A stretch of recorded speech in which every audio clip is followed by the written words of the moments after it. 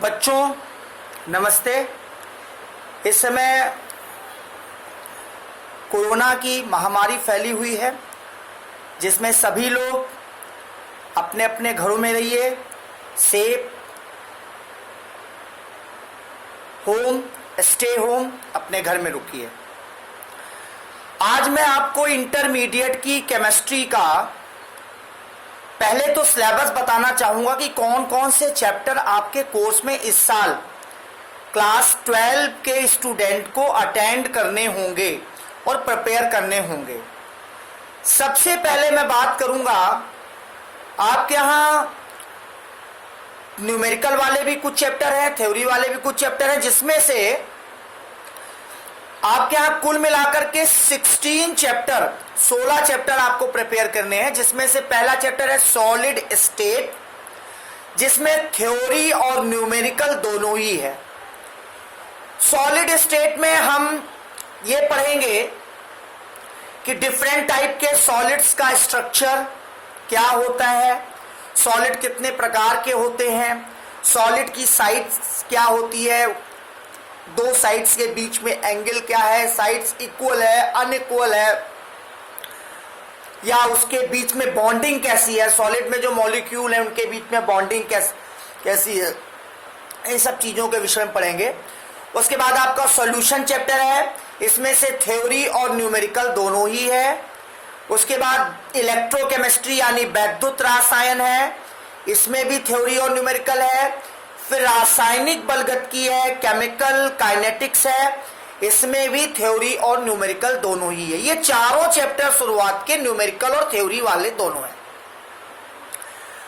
इसके बाद जो भी चैप्टर आएंगे, जैसे सरफेस केमिस्ट्री, पृष्ठ रसायन, तत्वों का निष्कर्षण जिसे हम मेटलर्जी भी कह सकते हैं, P block elements, D and F block elements, coordination compound, halo alkane, haloarene, alcohol, phenol, ether, aldehyde, ketone, carboxylic acid, amine, जैव अणु यानी बायोमोलिक्यूल्स, बहुलक यानी पॉलीमर्स, और केमिस्ट्री इन एवरीडे लाइफ, दैनिक जीवन में रसायन। ये सारे चैप्टर आपको पढ़ने होंगे।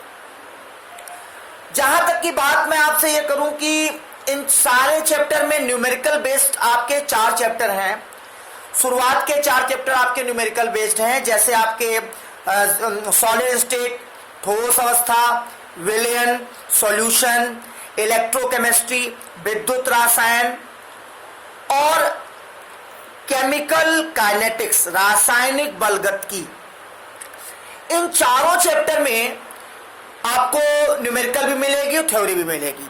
जैसा कि मैंने आपको इससे पहले बताया हुआ है सॉलिड स्टेट के विषय में, सॉल्यूशन में आपको मोलैरिटी, मोलरता, मोलैलिटी, मोललता, नॉर्मेलिटी, नॉर्मलता, फॉर्मेलिटी, फॉर्मलता, मोल फ्रैक्शन, मोल प्रभाज, Raoult's law, Henry law, van't Hoff factor, ठीक है, वांट ऑफ फैक्टर।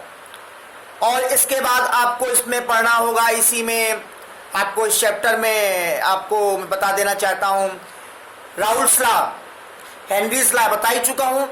इसके बाद क्वथनांक में उन्नयन, एलिवेशन इन बॉइलिंग पॉइंट, हिमांक में अवनमन, डिप्रेशन इन फ्रीजिंग पॉइंट, ऐसे बहुत से, ऑस्मोटिक प्रेशर, ऑस्मोसिस डिफ्यूजन में अंतर आदि और भी इसमें है। इसमें मैं और बता देना चाहता हूं कि ऑस्मोसिस डिफ्यूजन में आपको न्यूमेरिकल पोर्शन ज्यादा है, और इसमें ऑस्मोसिस क्या है, ऑस्मोटिक प्रेशर क्या होता है, ऑस्मोटिक प्रेशर का जो फॉर्मूला है उस पर न्यूमेरिकल्स है, और राउल्स लॉ, हेनरी लॉ ये बता ही चुका हूं मैं आपको, मोल फ्रैक्शन भी बता चुका हूं। ये आपको न्यूमेरिकल्स वाले पोर्शन इस चैप्टर में मिलेंगे।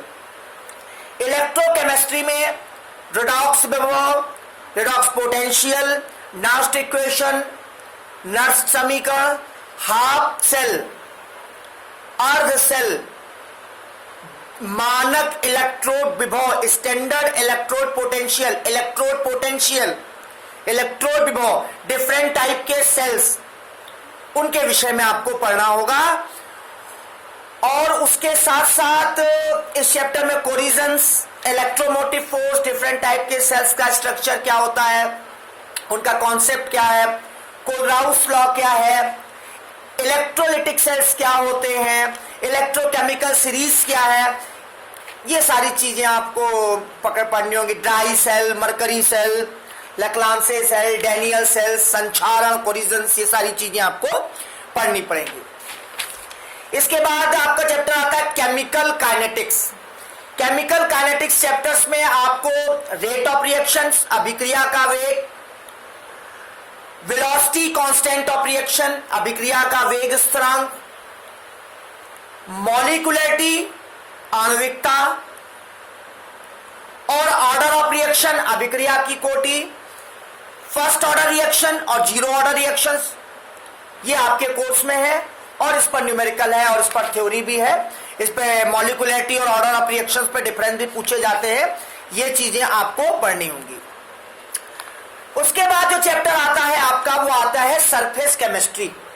मैं सरफेस केमिस्ट्री की बात आपको यह बता देना चाहता हूं, सरफेस केमिस्ट्री को हिंदी में बोलते हैं पृष्ठ रसायन।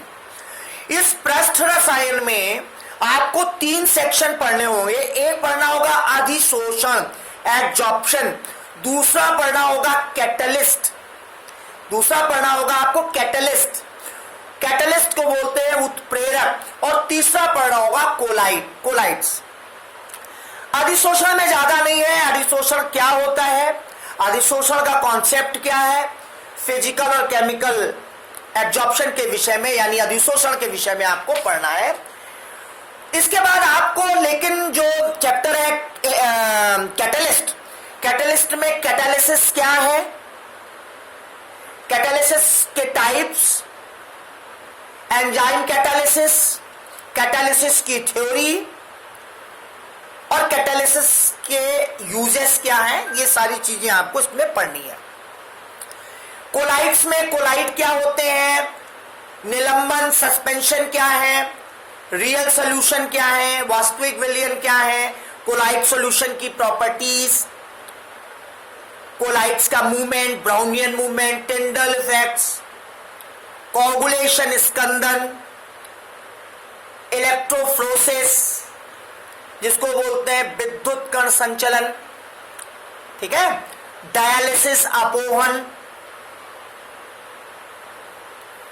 हार्डी सुलजेस रूल, पायस एमल्सन, पायसी का इमल्सिफिकेशन, जैम जेली, स्कंदर आपको लायोफोबिक, लायोफिलिक, द्रव स्नेही, द्रव विरोधी, कोलाइड सॉल्यूशन, इनके बीच में अंतर, स्कंदन आपको बता ही चुका हूं, पेप्टाइजेशन, पेप्टीकरण, ये मुख्य हेडिंग्स हैं जिनको आपको इसमें पढ़ना होगा। इसके बाद जो भी चैप्टर है इसके कुछ एग्जाम्पल्स भी आएंगे आपको कोलाइड से रिलेटेड हुए। इसके बाद आपके मेटलर्जी है, मेटलर्जी में आपके कोर्स में कॉपर, एल्युमिनियम, आयरन और जिंक, ये 4 मेटलर्जी आपको इस साल पढ़नी है। मेटलर्जी में आपने हाई स्कूल नहीं पढ़ा है, जैसे कैल्सिनेशन, रोस्टिंग और डिफरेंट टाइप की फर्नेक, वो सारी चीजें आपको इस चैप्टर में पढ़नी होंगी, ये बता देना मैं चाहता हूं। इसमें आपको मोस्टली जैसे ओर्स क्या है, मिनरल्स क्या है, फ्लोटेशन क्या है, ग्रेविटी सेपरेशन मेथड क्या है, कंसंट्रेशन ऑफ ओर क्या है, कैल्सिनेशन, रोस्टिंग, स्मेल्टिंग, निस्तापन, भर्जन, प्रगलन, फ्लक्स, गालक क्या होते हैं, ये मेटलर्जी, डिफरेंट टाइप की फर्नेक्स, उनका स्ट्रक्चर। फर्नेक ज्यादा आपके कोर्स में लेंगे, फर्नेक में से रिलेटेड क्वेश्चन ज्यादा नहीं आएंगे, केवल आप लिबर्टी फर्नेक, ब्रास फर्नेक, सीमेंस मार्टिन फर्नेक, इनका डिफरेंट स्ट्रक्चर आपको पता होना चाहिए, ये आप पढ़ेंगे। आयरन, कॉपर, एल्युमिनियम और जिंक को आपको विशेष देखना है इस मेटलर्जी वाले चैप्टर में। इसके बाद आपका जो चैप्टर है वो है पी ब्लॉक। पी ब्लॉक में आपने से पहले 14 मेरी समझ से 14 तक पढ़ा था, फर्स्ट ईयर में आपने 14 तक पी ब्लॉक में पढ़ा है, 13-14 तक। अब 15, 16, 17, 18 ये 4 ग्रुप्स आपको पी ब्लॉक में पढ़ने होंगे। 15, 16, 17, 15 ग्रुप, 16 ग्रुप, 17 ग्रुप, 18 ग्रुप। इसी ग्रुप से रिलेटेड जो एलिमेंट्स होते हैं उनकी मैं बता देना चाहता हूं। 15 ग्रुप्स की मैं बात कर रहा हूं तो 15 ग्रुप्स में आप क्या कोर्स में है, 15 ग्रुप्स में बता देना चाहता हूं कौन कौन से आपका ये है। तो बता दूं ये आपको 15 ग्रुप्स यानी आपका ये आता है कार्बन फैमिली तक आपने पढ़ा हुआ था। 15 ग्रुप में नाइट्रोजन फैमिली, जिसमें nitrogen, phosphorus, arsenic, antimony, bismuth, इस ग्रुप के विषय में स्टडी करनी है। 16 ग्रुप है ऑक्सीजन फैमिली, जिसमें oxygen, sulphur, selenium, tellurium, polonium, इस ग्रुप की स्टडी करनी है, इससे रिलेटेड कंपाउंड की स्टडी करनी है। हैलोजन 17 ग्रुप में हैलोजन है, हैलोजन की स्टडी करनी है, हैलोजन से रिलेटेड कंपाउंड की स्टडी करनी है। और लास्ट में 18 ग्रुप है, जीरो ग्रुप है। जीरो ग्रुप में ज्यादा नहीं है, थ्योरेटिकल है पूरा। उसमें आपको डिफरेंट टाइप के जो इनर्ट गैसेस हैं उनकी प्रॉपर्टीज, उनकी डिस्कवरी किसने की और उनके यूजेस क्या है, इतनी चीजें आपको पढ़नी है। हाँ, अब मैं बता देता हूं, इसी में ही आपका अमोनिया है ना, फॉस्फीन है, सल्फ्यूरिक एसिड है, HNO3 है, क्लोरीन है, ब्लीचिंग पाउडर है, HCl है और सल्फर डाइऑक्साइड है। इन्हीं सब की आपको अमोनिया बता ही चुका हूं मैं, फॉस्फीन बता ही चुका हूं। मेन अमोनिया, फॉस्फीन बहुत इंपॉर्टेंट है। HNO3, H2SO4, HCl, halogen family से क्लोरीन बनाने के प्रोसेस है। SO2 गैस है, ओजोन गैस है, O3 गैस है, ब्लीचिंग पाउडर है। इन सब की आपको स्टडी करनी है। मैं आपको शॉर्ट में चैप्टर का समराइज वे बता रहा हूं। जब आप इन चैप्टर की स्टडी में लेकर के चलूंगा आपने, तो आपको इसमें डेप्थ में आपको आगे के वीडियोस में आपको बताऊंगा। अभी मैं आपको समरी में बता रहा हूं, आगे के जो वीडियोस आपको मिलेंगे उसमें आपको इसमें से डेप्थ में जानकारी मिलेगी। उसके बाद मैं ये आपको बता देना ये चाहता ये हूं कि इसके बाद है D block and F block. D block और एफ ब्लॉक में आपको डी ब्लॉक और एफ ब्लॉक में डी ब्लॉक और एफ ब्लॉक में आपको बता दूं मैं आपको कि डी ब्लॉक और एफ ब्लॉक में डी ब्लॉक एफ ब्लॉक की प्रॉपर्टीज, उसके गुण, प्रॉपर्टी जिसको बोलते हैं, वो आपको देखने हैं। दूसरा, position in periodic table, D block और एफ ब्लॉक आपको देखना है। एफ ब्लॉक में ही, डी ब्लॉक में ही आपको KMnO4 और K2Cr2O7, KMnO4 पोटेशियम परमैंगनेट और K2Cr2O7 पोटेशियम डाइक्रोमेट, इन दोनों कंपाउंड के विषय में डेप्थ से पढ़ना है। इनका प्रिपरेशन, इनकी प्रॉपर्टीज, इनका यूजेस, केमिकल टेस्ट और इससे रिलेटेड कुछ स्ट्रक्चर्स आपको देखने होंगे। लेंथेनाइट्स, एक्टेनाइट कंट्रैक्शंस को भी, संकुचन को भी आपको देखना पड़ेगा। इस ब्लॉक की कैटालिटिक प्रॉपर्टीज को भी आपको देखना पड़ेगा।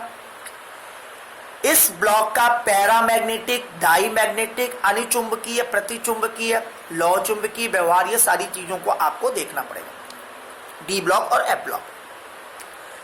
इसके बाद एक चैप्टर आता है कोऑर्डिनेशन कंपाउंड, उप सह संयोजन यौगिक। मैं एक बार आपको बता देना ये चाहता ये हूं कि कोऑर्डिनेशन कंपाउंड में बहुत इंपॉर्टेंट बात मैं आपको बताने जा रहा हूं। कोऑर्डिनेशन कंपाउंड, एक बार मैं इसके विषय में आपको यह बता दूं कि कोऑर्डिनेशन कंपाउंड में उप सह संयोजन यौगिक में आपको IUPAC, कोऑर्डिनेशन कंपाउंड के IUPAC जरूर देखने होंगे। कोऑर्डिनेशन कंपाउंड के IUPAC जरूर देखने होंगे। और कोऑर्डिनेशन कंपाउंड से रिलेटेड कुछ टर्मिनोलॉजी है, जैसे लिगेंड टर्म्स है, ये टर्म्स मैं कहूंगा।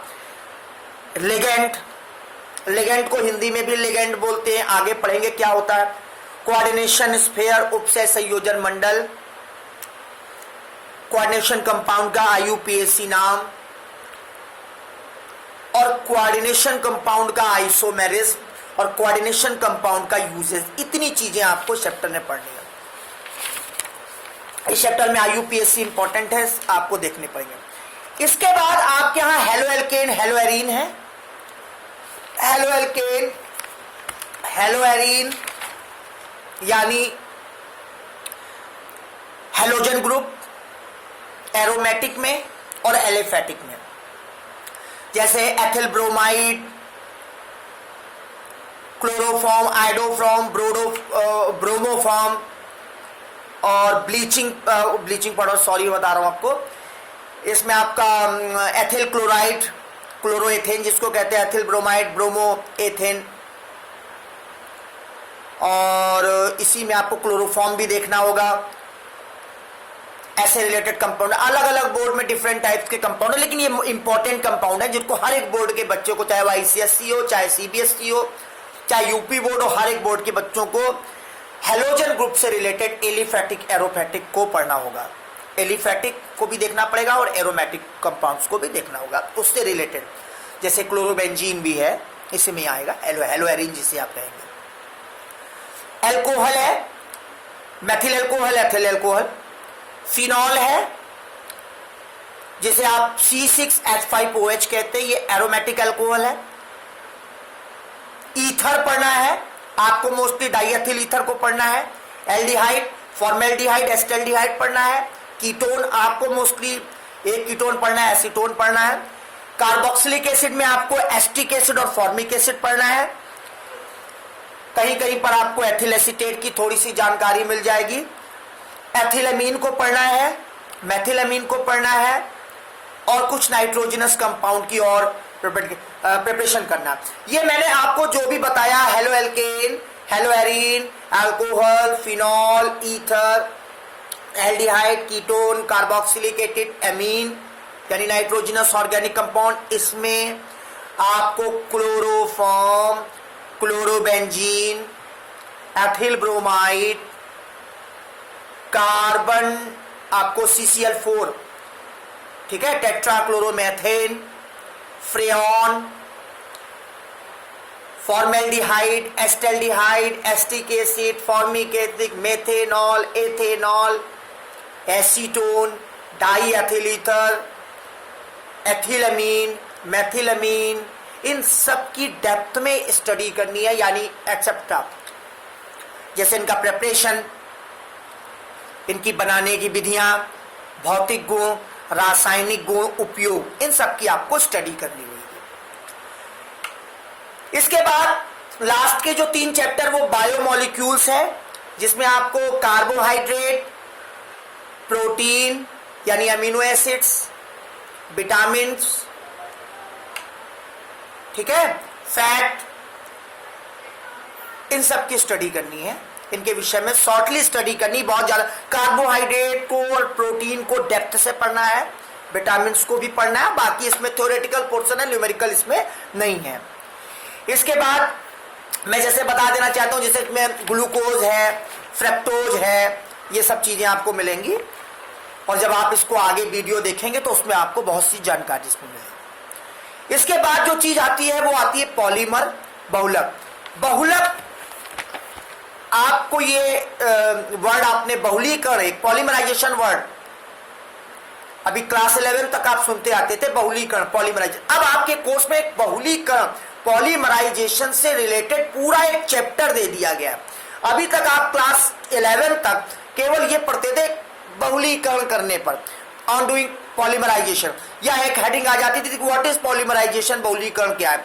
तो आप क्या करते थे, अमूमन वैसा एक बना लेते थे, करते थे, लेकिन अब आपको उससे ज्यादा कहीं बढ़कर स्टडी करनी होगी। पूरे के पूरे बहुलक यानी पॉलीमर्स, वो मोनोमर्स क्या है, मोनोमर बता दूं, जिनसे बहुलक बनते हैं वो मोनोमर। जब बहुत सारे मोनोमर्स इकट्ठा होते हैं तो पॉलीमर्स बनता है। फॉर एग्जाम्पल, जैसे एक एथिलीन होता है, और एथिलीन का IUPAC नाम होता है एथीन। एथिलीन का IUPAC नाम होता है एथीन, और एथीन का जब हम पॉलीमराइजेशन करते हैं तो पॉलीथीन बनता है। तो पॉलीथीन आपका पॉलीमर है। तो इस तरीके से मैं आपको कुछ उसके आपके बता देना चाहता हूं, जैसे बैकेलाइट है, यूरिया फॉर्मेल्डिहाइड रेजिन है, PBC है, ब्यूनाएस है, ब्यूनाएन है, पैन पॉली एक्रिलोनाइट्राइल, SBR, ठीक है। और मैंने बता दिया, एक आपको वो बताया था मैंने अभी, पैन पॉली एक्रिलोनाइट, PBC जिसके पाइप आते हैं पॉलीवाइनल क्लोराइड के रिलेटेड वाले, वो भी आपको पढ़ना है।